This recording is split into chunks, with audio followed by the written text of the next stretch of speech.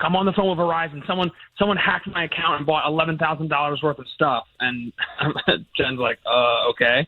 So fast forward, we're at dinner, our Thanksgiving dinner, and a story came up. Jen's brother-in-law was telling a story about how his mom got a call from the IRS, and they said, hey, you owe $20,000 in back taxes. We'll be able to wipe it, but you need to go to CVS and buy us $1,000 in gift cards. Oh, my God. Guys! And she was at CVS, and she was in line crying, and she called, Jen's brother-in-law was like, they're on the other line. They told me not to call you, but I just don't really feel comfortable buying these gift cards. So, that story's being told, and we're all laughing. And then Jen's mom, God bless her heart, she's the sweetest lady. She's like, well, did they tell you what happened to me? And then she goes in on this story about how Verizon called her, and because she's a loyal customer, they wanted to reach out proactively. And they had a police officer on the line as well. To reach out and say, hey, someone bought 5 iPhones and 5 Apple Watches.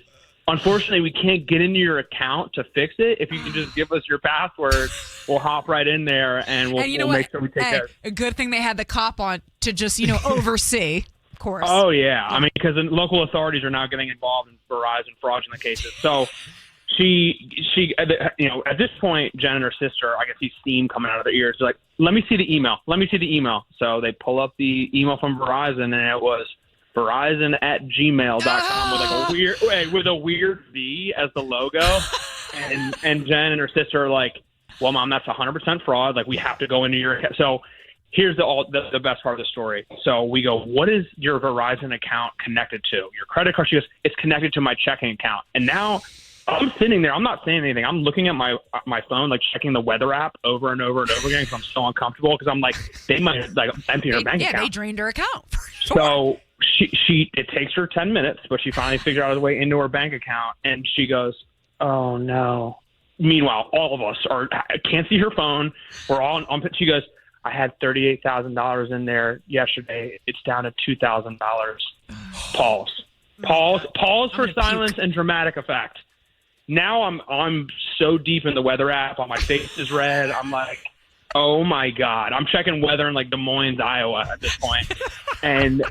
And she goes, but I did write a check for $36,000 to BMW, so maybe that's it. At this point, Jen just snatches the phone out of her hand. She goes, I'm sick of it. What's the check number? Oh, my So it was the God. BMW check, thank God. And what they did was they went into a Verizon account and opened up 6 different lines, which would have cost an extra $1,500 a month. They went to the Verizon store, figured it out. But note to everyone, if the cops are calling with Verizon, it's not Verizon. It's not Verizon.